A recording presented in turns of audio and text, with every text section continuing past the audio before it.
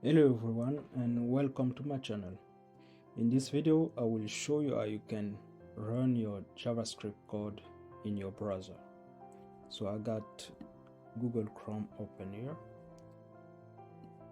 So the first thing you need to do is to go to View, and from here Developer, and then you simply click on JavaScript console.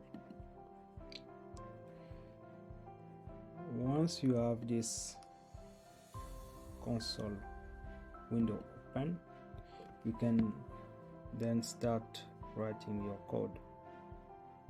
For example, we write alert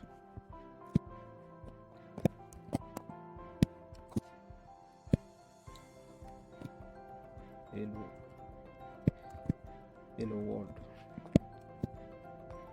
for example. So alert is a function that will display this message, and then simply type enter. I get this pop-up window that say hello world. So that's how you can actually run your JavaScript code from your browser.